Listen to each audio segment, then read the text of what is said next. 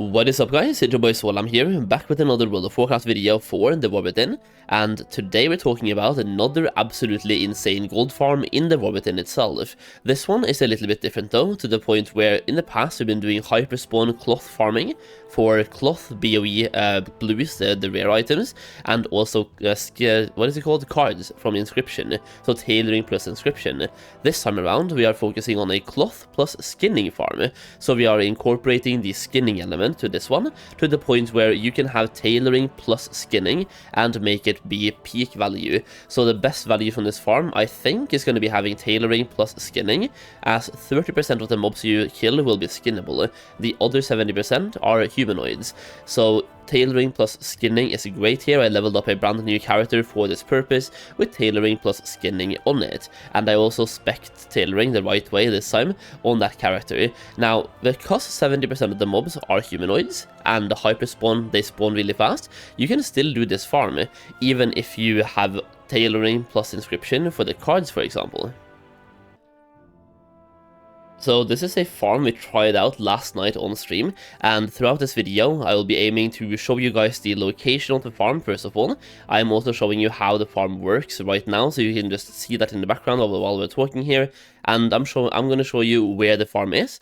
I'm going to show you how to set up your build. Now in this case I'm focusing on tailoring plus skinning, or skinning doesn't really matter. There's so many builds to go for, so you don't even have to follow my build here. And I'm also going to show you the inscription setup if you have inscription, because once again 70% of the mobs are humanoids, which gives you both cloth drops and the Dark Moon cards. So you can still do this farm if you only have tailoring plus scribe as well. That being said, it might be slightly better if you have skinning, and in the gold per hour tracker I do have skinning. Now at the end of my farming here, which was about 1.5 hours of farming, about 30% of my value came from skinning.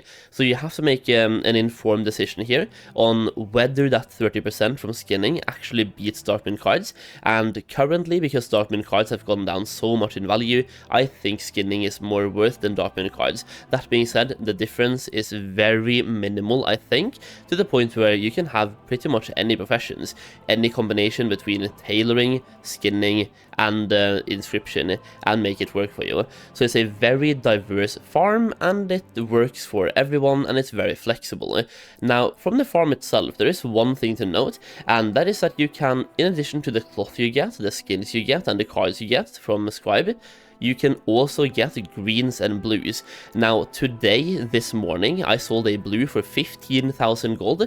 Now those are 564 item level blues, and the official release was this midnight. So I sold a blue weapon, 564 weapon, for over 15,000 gold. I think it was 15,000 some 100 gold for that item, and that is only one blue. After farming here for 1 hour, we got 7 blues. So if you take that into account, this value is actually way higher, because those blues right now with the loot appraiser are being counted as 300 gold each, but I'm able to sell them for between 2,000 and 20,000. Some of them are even selling for more, like necklaces and the rings are selling for 30,000 plus, at least on my server and many servers out there. So some of the blues are really valuable and sell for a lot of gold. So the actual value that you get from these farms are a little bit higher than is stated right here, and I would estimate over 100k per hour at the very moment. And that is even with the quote-unquote nerfed drop rates and the downtrend in prices of all materials. Now, what I personally like about farming is that the things you farm sell really fast, with maybe the exception of the BOEs. The BOEs, the greens and blues, they sell a little bit slower, but other than that, you're farming for materials. Now, you can look at this from a farmer versus crafter perspective, where crafted items usually sell slower, but materials, they sell right away. So one of the great things about farming is that you can farm 100k per hour right now, and those materials will fly off the auction house. You will likely sell absolutely everything that you actually farm. So now that we talked a little bit about farming in general, talked about the farm in general as well, let's start talking about the setups here. So number one, you can see we're in a group of 4 people, and you want to farm in a group of 2x4. For those of you who don't know what that means, that is that you have 2 groups of 4 people, and that way you can both loot. If one group is 5, then you will notice mobs turn grey. You might have seen this in the open world while doing quests as well. You can see some mobs are grey, and that is because a full group of 5 people have tagged that mob. And if you have 4 people, the tags are shared. That means that both groups can loot them.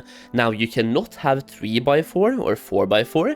It's a 2x4 farm, which basically is that when you have one group of 4 people, you can look at it like a mob has 5 shards of loot, and they're all equal. So when you have 4 people, you grab 4 out of 5 loot shards, and you leave the 5th loot shard available to another group to then take. Then they can share that loot shard, which is the same loot as all the other 4 loot shards. So 2 groups of 4 people farming together, 8 people farming together. Now for the setup, you want to have one monk who's a brewmaster, who puts down a statue in the middle, like we have here, that groups the mobs up quite nice and easy, so you can loot them all in one place, and you can burst them down in one place as well. Now for pulling, you want to have pullers. I guess that makes sense. But you want to have ranged people, as many ranged as you can, and my preferred one here is Boomkin. Now, hunters are good as well. I've seen hunters absolutely take off here. They can pull great, and they have insane burst. That being said, Boomkins are king right now, and if you spec right into it, then Starfall is literally blasting. So Starfall is great, you get Starfall all the time. So 7 Boomkins and 1 monk is the absolute preferred setup, and just have the Boomkins run around like crazy owls and just pull everything they see and bring it back to the statue, and just Sunfire, Moonfire, Starfall. That's all they're doing. And then skin sometimes as well. Now when you're skinning, use Darkmoon Firewater. This will increase your skinning speed by 15%, I think it is, with Darkmoon Firewater, and that even works if you're a Worgen. So for me, I'm a Worgen, and I use Darkmoon Firewater, and that is absolutely insane. Now, what you can see me do right now on screen, by the way, is pretty important. You can set an interact key in controls, in options, controls, and make an interact key. That makes it so you can spam that key to skin mobs that are in front of you, instead of individually clicking on those mobs. So set an interact key, and then press that key to skin the mobs. Now let's start talking about the location and the setups. So for that, first of all, the location is right north of Dornogal, and it's like, so far all the farms we have had has been really close to Dornogal. The first farm was about here, and the second farm was up here. So we had one south, we had one east, and now we have one north/northeast, and it's right under this bridge. So this farm is right west of Rambleshire, right north of Dornogal, at this exact pin location right there.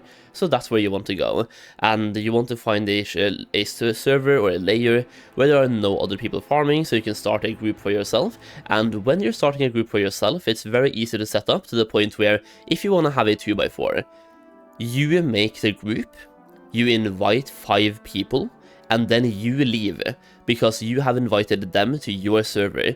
If one of them leave, they will be teleported back to their server's shard, or their server's layer. So what you do is you invite 5 people, and then you leave and start the second group, and you tell the leader of the other group, the one you just left, to keep that group 4 people only. And then you start the second group, and because you left the group, they are 4 people. It's kind of like the majority stays. So you invite 5, you leave, they stay on your server, and you can start a second group. It is really easy. Now for the setups, for tailoring, there's 2 different paths to take. I'm going to show you first of all the wrong one, or what I consider to be the wrong one, that I've set up on this character, which is 30 points in here to increase the quantity of cloth, and then I've gone into here with 30 points to get both Dawn Weave and the Dusk Weave. Now what you would want to do is go to Quality Fabric and get this one to 30 points to get quality 2 and quality 3 drops. Now for inscription, on the other hand, you want to spec into archival editions, and you want to try to get as many of these to 15 as possible to increase the ability to find Darkmoon cards by 50%. That is the cloth plus scribe build, if you want to have cloth plus scribe. Now, the skinning build that I've gone for, we are on a new character now, by the way, the one I'm farming on. The skinning build that I've gone for is personally going for skill points in tanning, so 40 skill points. And as you can see, we have 9 skill points left over. And I wanted to try the farm to see how good it was before spending those. If you want to fully focus on that farm alone, I would go for concrete chitin to increase the skill when looting chitin even further. That being said, leather is worth more than chitin, and we have some really good leather farms as well out there in the open world, so I'm gonna save these and use them over here for leather. And I just haven't played this character since that farm yesterday, so I haven't spent those points yet. Now, you can also get to 50 plus points right now and get yourself down here into Trade Tracker and go for the Epic Lure, which is worth a lot of gold at the very moment. That being said, this one could go down a lot in price over time the more people have that lure, so for me, tanning is usually the safer choice and the one that I go for. Now, for this farm specifically, when you go through tanning, you learn an ability called sharpen your knife, which will guarantee a carapace or a hide from the next one you skin.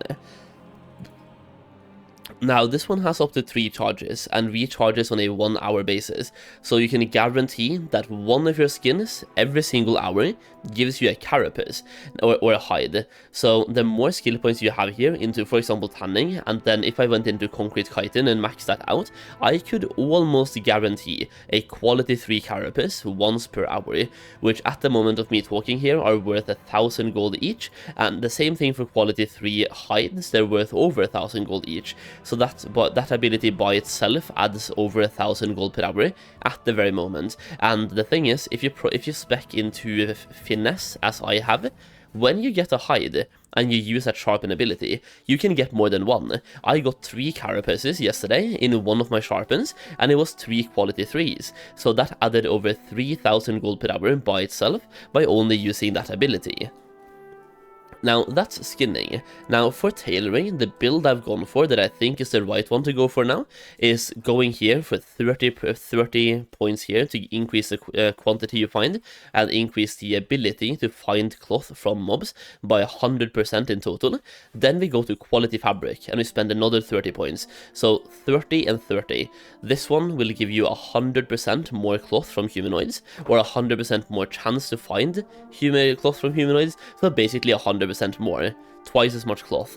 And then this one will give you quality 2 and quality 3 as well. And then by getting enough skill points, about 60 or 65, you can then get this one for free. So you unlock the 3rd spec, and you don't even have to put any points in here. You learn a sub-spec for free. So you can only loot either Duskweave or Dawnweave, but you get them at quality 2 and quality 3 by having quality fabric.